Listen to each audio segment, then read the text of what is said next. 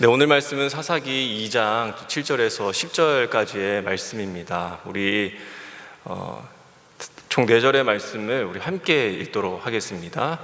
함께 읽겠습니다. 시작. 온 백성은 여호수아가 살아있는 동안 주님을 잘 섬겼다. 그들은 여호수아가 죽은 뒤에도 주님께서 이스라엘에게 베푸신 큰 일을 모두 눈으로 직접 본 장로들이 살아있는 동안에는 주님을 잘 섬겼다. 주님의 종인 눈의 아들 여호수아는 110살에 죽었다. 그리하여 그들은 그가 유산으로 받은 땅의 경계선 안 에브라임 산간 지방인 가하스산 북쪽 딥낫 헤레스에 그를 묻었다. 그리고 그 세대 사람들도 모두 죽어 조상들에게로 돌아갔다. 그들이 죽은 뒤에 새로운 세대가 일어났는데 그들은 주님을 알지 못하고 주님께서 이스라엘을 돌보신 일도 알지 못하였다. 아멘. 지난 수요 기도회 때는 사사기 1장을 했고요. 또 이번 수요 기도회에 사사기 2장으로 또 이렇게 말씀을 함께 묵상을 해보려고 합니다. 눈치채셨겠지만은 좀 사사기를 가지고 주님만이 나의 왕이시다라고 하는 이 고백을 계속 좀 드리는 이 수요 기도의 말씀이 되면 좋겠다라는 생각을 해보게 됩니다.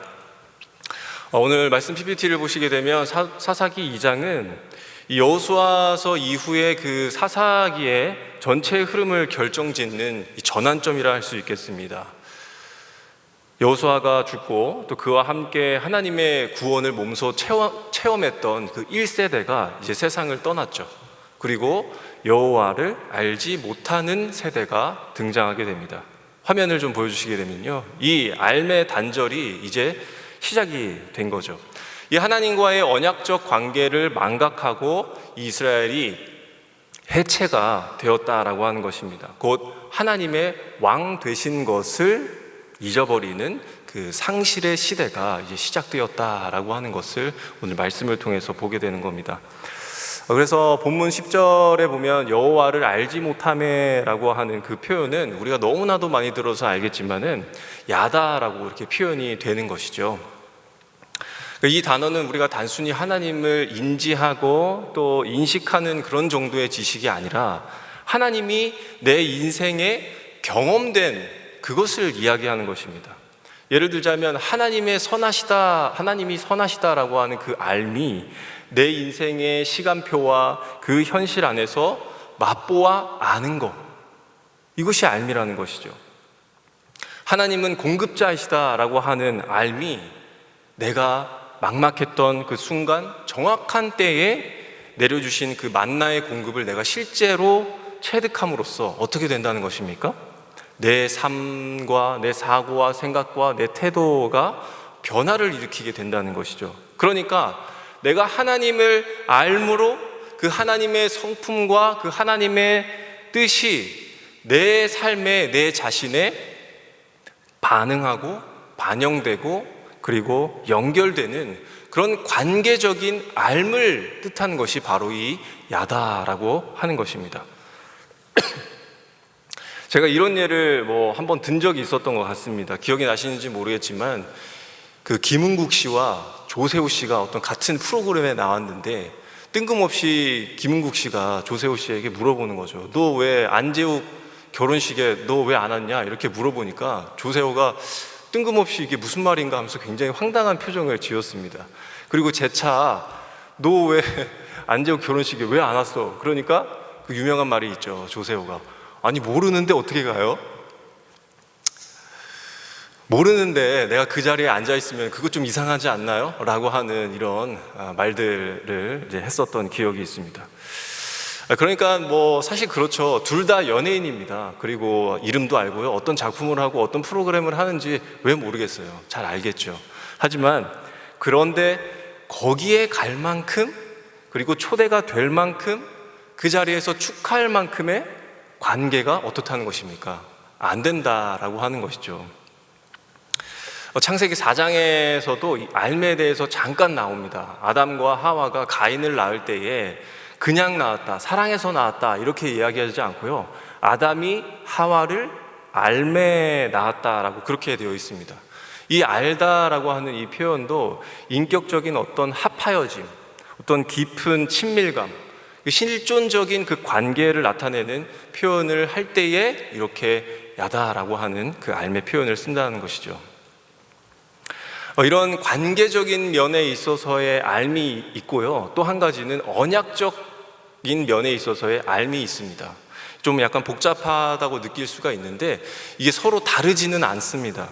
그 두 경우 모두가 하나님의 관계에서는 굉장히 중요하다는 것이죠. 그러나 전자, 이 관계적인 알매에 있어서는 사랑과 그 친밀의 차원에서 굉장히 강조가 된 거고, 이 언약적인 이 알매에 있어서는 복종과 책임의 차원에서 이 단어의 깊이가 조금 다르다라고 하는 것이죠. 이 언약적인 알매에 있어서 이 야다가 이 고대 근동에서는 굉장히 자주 사용이 됐다고 합니다. 그리고 이 야다라고 하는 단어가 어떤 계약을 할 때에 좀 사용이 되었다고 해요. 어떤 계약이냐면은 강대국과 그 약소국 사이에서 계약을 할 때에 이 야다가 사용이 되었다라고 합니다. 강한 나라가 약한 나라를 보호해주는 대신에 약한 나라는 이 강한 나라의 뜻을 잘 알고 그 뜻에 따라 살도록 했다라고 하는 것이죠. 예를 들면 이런 것이죠. 이 강한 나라가 약소국에게 이런 제안을 하고 이런 말들을 합니다. 너희들 우리 외에 다른 나라랑 동맹하지 말아라. 그리고 특히 적대국과는 절대 손을 마주하지 말아라. 그리고 정기적으로 우리에게 조공을 바쳐라. 그리고 배신하지 말아라. 만약에 이걸 어길 시에는 내가 너희를 저주하고 심판을 하겠다. 그리고 마지막으로는 이 종주국, 이 위대한 나라의 왕과 그 나라의 이름을 기억하여서 항상 언급하고 다녀라. 이런 태도를 요구했다라고 하는 것입니다. 그러니까 자기네들이 다스리고 있는 그 권위와 통치를 인정하는 태도를 너희들이 우리에게 보이라라고 하는 것을 요구했다라고 하는 것이죠. 그러니까 이 언약적 알은 무엇입니까? 관계적 알미라고 하는 그 정서적인 친밀함이 아닌 다스림을 인정하고 순종하고 삶으로 응답하는 그 태도 전체를 말한다라고 하는 것이죠. 그런 의미에서 우리가 다시 이 알을 좀 정리해 본다면, 강대국은 무엇이겠습니까? 바로 하나님입니다. 하나님은 강대국이며 왕입니다. 그럼 이스라엘은요? 약소국이죠. 그러니까 이런 관계에서, 그리고 이런 언약적 관계에서 다시 한번 이 알을 살펴보자면, 하나님의 다스림을 받는 그 국가로 이 이스라엘이 지정된 이상, 이스라엘은 하나님의 뜻, 그러니까 무엇이겠습니까? 그 계명을, 그 율례를, 그 법도를 잘 지키고 하나님 외에 다른 것과 손잡지 말고 동맹하지 말고 우상 숭배하지 말라는 뜻이겠죠. 그리고 거룩함을 따라 살고 하나님의 이 높고 위대하신 이름을 너희가 기억하고 자손에게 언급하라, 가르쳐라.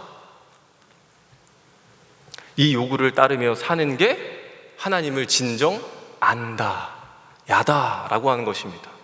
하나님을 따르는 삶이 요구된다라고 하는 것이죠. 그래서 이 알은 단순히 내가 하나님을 알아요, 자비하신 하나님, 위대하신 하나님, 그리고 그가 우리에게 요구하는 그 규칙, 나도 그걸 압니다, 그게 아니라 하나님이 왕 되심을 인정하는 그 백성으로서의 삶의 방식을 알미다라고 할 수 있다는 거죠. 그런데 10절에 이 알지 못하였다라고 하는 것은 이스라엘이 관계적인 이 알매에 있어서도, 그리고 이 언약적인 이 알매에 있어서도 굉장히 심각한 수준에 다다랐다. 그 알지 못함의 결과가 이제 우리가 읽진 않았지만은 11절에 나오게 되는데요. 이스라엘이 뭐라고 얘기합니까? 바알신을 섬겼다. 하나님 보시기에 악을 행하였다라고 되어 있습니다. 그러니까 이 고대 근동에 있어서의 언약적 관점에서 보면 이 이스라엘의 행위가 어떻다라고 하는 것입니까?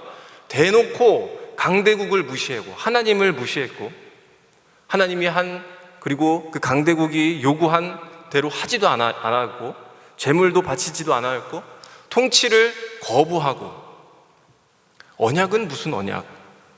적대국이랑 동맹을 맺고 대놓고 반역을 일으킨 그 심각함이 지금 이 이스라엘의 다음 세대에게 일어났다라고 하는 것을 보여주는 것이죠.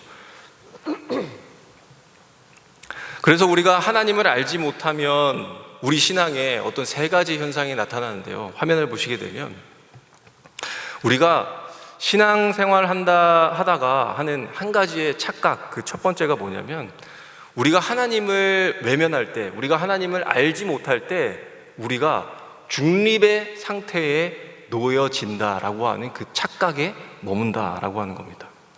그러니까 우리가 하나님을 모른다고 해서 아무것도 섬기지 않는 그 상태로 남는다라고 생각한다라는 거죠. 이게 첫 번째 착각입니다. 현상입니다. 그 두 번째는, 그래서 우리가 어떻게 되는 겁니까? 반드시 다른 가치, 다른 신, 다른 내가 어떤 매달릴 무언가를 꼭 붙잡게 되어 있다라고 하는 것이죠. 그게 무엇이 되었든 나의 왕처럼, 나의 왕으로 모시고 살게 되어 있다라고 하는 것입니다. 다른 주인을 모시길 원하고 다른 왕의 통치를 따라서 살아보겠다라고 하는 것이죠. 그래서 우리가 하나님을 알지 못했다라고 하는 것은 내가 아무도 알지 않기로 한 것이 아니라 다른 존재를 알기로 자처했다 라는 뜻으로 우리가 이해해 볼 수 있습니다. 다른 왕의 종이 되기로 한 선택이 자기에게 일어난다라고 하는 것이죠. 그리고 세 번째는, 이제는 하나님보다 무엇을 더 알기 원하는 겁니까? 자기 자신을 더 알아가기 원한다는 거죠. 알기 시작해 나간다는 것입니다. 하나님이 보여주시는 나와 어떤 진리 안에서 발견되는 나의 성찰이 아니라 자기 욕망이 무엇인지 헤아리고 자기가 좋아하는 것, 이런 것들이 무엇인지 파악해가며 자기를 주장해가면서 자기를 알아가더라 하는 것이죠. 사사기에서 계속 반복되는 표현 중에 하나가 잘 아시겠지만 무엇입니까? 그때에 이스라엘의 왕이 없었다라고 하는 말입니다. 근데 정말로 이스라엘의 왕이 없었던 것일까요? 그렇지 않습니다. 하나님이 눈을 시퍼렇게 뜨고 이스라엘을 다스리시고 통치하고 계시는데 이스라엘이 단지 왕으로 인정하지 않았을 뿐이죠. 왜일까요? 바로 자기를 너무 잘 알아가기 때문입니다. 자기 욕망, 자기 판단, 자기의 유익을 따라 너무나도 살고 싶었기 때문이죠. 그 누구의 간섭도, 내 인생, 내 기준대로 내가 내 삶을 통치하며 살아가고 싶다라고 하는 그 욕망에 붙잡혔기 때문에 이스라엘의 왕이 없었다라고 그렇게 반복하고 있습니다. 그래서 이것이 바로 왕이 없음의 본질이라는 것이죠. 왕이 없음의 본질은 자기가 왕이 된다라고 하는 점입니다. 왕이 없다라고 하는 것은 내가 이제 왕이 없이 자유로운 상태가 되었어 라고 하는 게 아니라 내 기준이, 삶의 기준이 무너졌다라고 하는 것입니다. 내가 나를 왕으로 삼는 그 상태를 말하는 것이죠. 이 말은 우리가 달리 좀 쉽게 이야기하자면 하나님 가지고는 내가 살아가는 데에 기쁨이 전부가 될 수 없다라는 거예요. 이 세상에서 사람이 최소한 어떤 잘하고 있는 그것에 대해서 자존감은 내가 가지고 살아가야 하는데, 내가 좋아하는 거, 내가 잘하는 것쯤으로 내 자존감을 높이며 살아야 하는데, 하나님만으로는 내 자존감 글쎄 잘 모르겠다라고 하는 거예요. 하나님 가지고는 부족하다는 거예요. 하나님 가지고는 나를 온전히 나 되게 할 수 없고 나를 해석할 수 없다라고 하는 것이죠. 오늘날 사회에서 한동안 많이 대두되었던 것이 바로 자존감입니다. 그래서 코로나 전후로 해서 자존감을 높이는 방법이라고 하는 책들이 무수히 쏟아져 나왔고요. 그런 콘텐츠들이 굉장히 많이 나왔습니다. 어떤 심리학 책에서 그런 내용을 봤습니다. 자기의 자존감을 세우는 그 과정 중에 하나가 제일 먼저 자기 인식, 그리고 자기 수용, 자기 조절, 자기 표현, 자기 통합, 자기 이런 흐름을 제시하곤 했습니다. 근데 간단히 이런 것들을 말하자면, 이 과정이 말하고 있는 것을 간단히 말하자면 바로 이런 거예요. 내 자신을 먼저 알라라고 하는 거죠. 네가 누구냐? 네가 생각하는 너의 단점이 뭐냐? 너가 받은 상처 그거 인정해라. 그리고 너를 계속해서 표현해내라. 그런 너를 받아들여서 자신을 형성해 갈 때에 자기의 자존감이 높아진다라고 하는 거죠. 결국 뭘까요? 자신의 삶을 통해서 자존감이 세워진다라고 하는 것입니다. 이게 언뜻 보면 우리가 참 좋은 의도처럼 보이지만 결국 뭘까요? 스스로 들여다본 자신을 자꾸 표현하고 살펴보라는 것. 그런데 성경은 그렇게 가르치지 않습니다. 성경은 하나님을 먼저 알라라고 그렇게 이야기하죠. 사람이 인간 중심 그것을 계속 들여다보면 어떤 선한 것이 나오지 않습니다.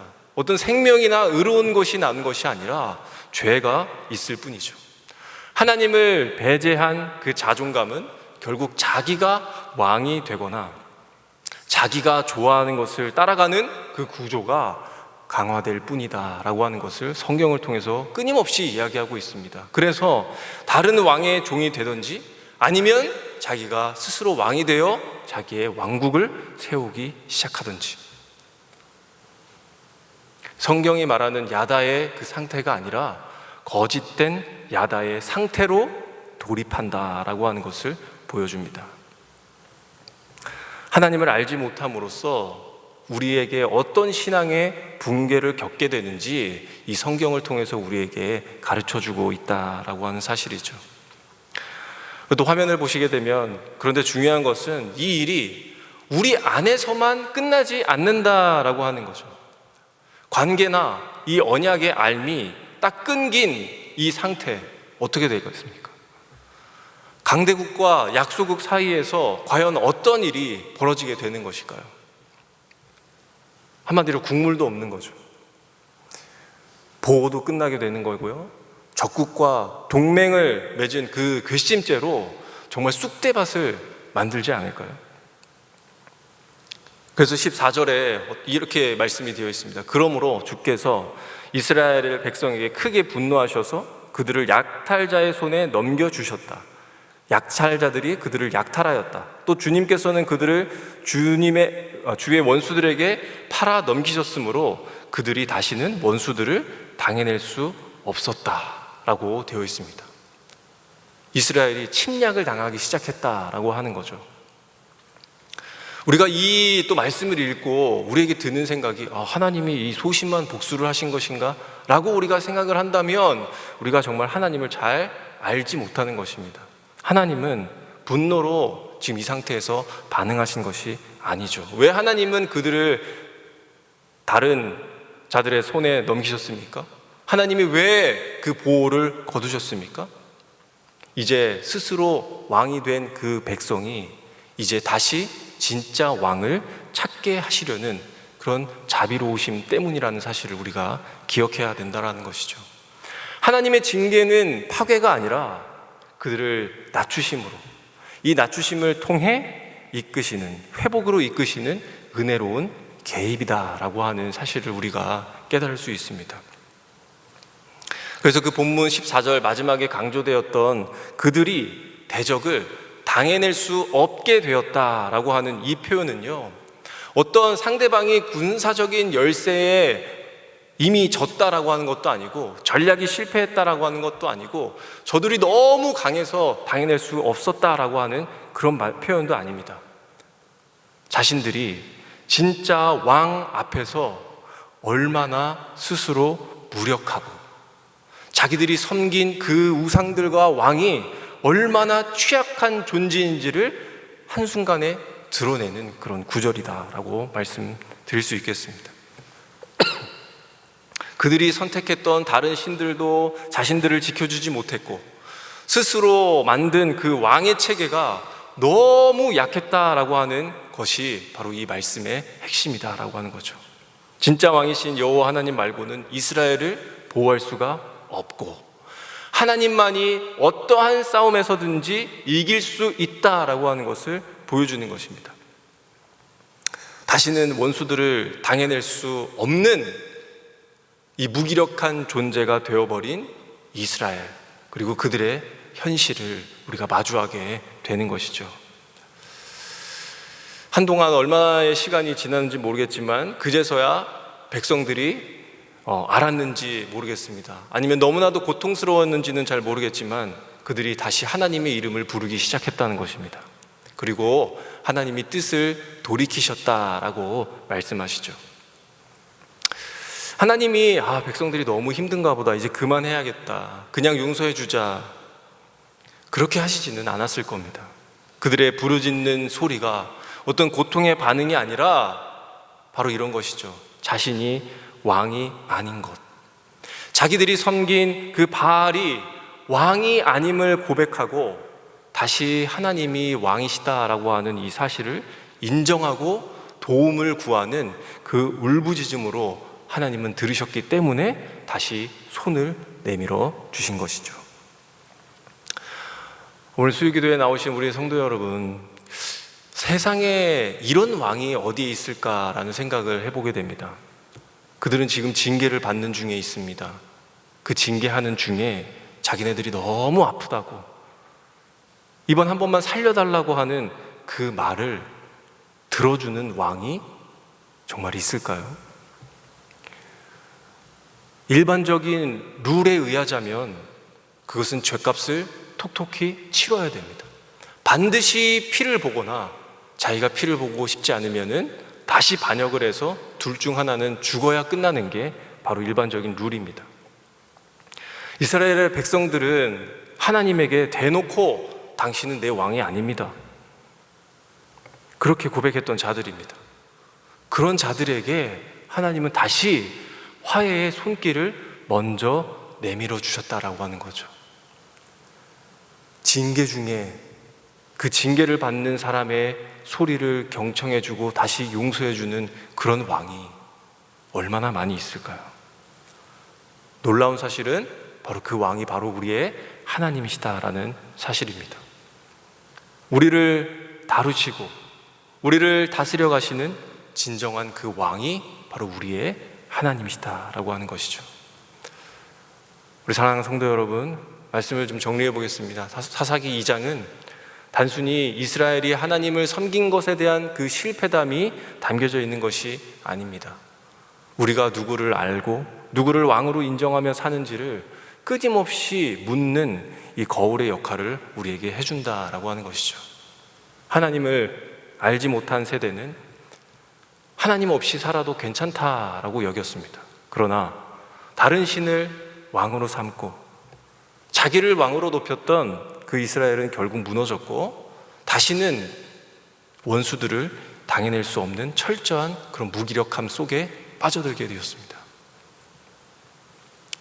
그럼에도 불구하고 그 끝에서 다시 손을 내밀어 주시는 참된 왕이신 그 하나님의 모습을 우리가 지금 보게 되었습니다.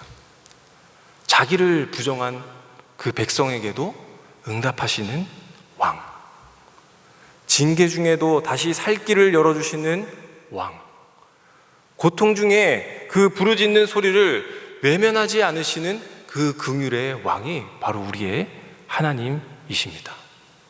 이것이 우리가 지금 섬기고 있는 하나님입니다. 하나님은 단지 우리가 그분을 압니다 라고 말하기를 원하지 않으시죠. 그분은 우리가 그분의 뜻을 알고 그분의 통치를 인정하고 우리의 삶과 순종으로 주님이 나의 왕이십니다 라고 그렇게 고백하기를 원하신다라고 하는 것입니다. 성도 여러분, 이 참된 야다, 내가 아닌 그 하나님을 알므로 그 은혜를 맛보시기를 원합니다. 그것 하나만으로도 우리는 충분하다라고 하는 그 고백이 오늘 이 수요기도 가운데에 세워지고 다른 어떤 존재도 나 자신조차도 결코 나를 다스릴 자격이 없다라고 하는 것을 바로 알며 하나님을 참되게 알고 주님만이 나의 왕되심을 삶으로 고백하는 우리 성도님들 되시기를 주님의 이름으로 간절히 축복합니다. 이 시간 우리가 말씀을 따라서 함께 기도하기 원합니다. 하나님과의 그런 깊은 관계적, 언약적 알을 회복하게 하여 주시옵소서. 주님이 나의 왕이십니다. 주님만이 나의 왕이십니다 라고 하는 이 고백이 삶의 모든 영역에서 드러나게 하여 주시옵소서라고, 또 다른 왕, 우상이나 자기 욕망 등 그런 것들을 섬기지 않고 오직 하나님을 주권자로 인정하는 그런 성도가 되기를 원합니다 라고 이 시간 우리 함께 기도하며 나아가도록 하겠습니다. 함께 기도하겠습니다.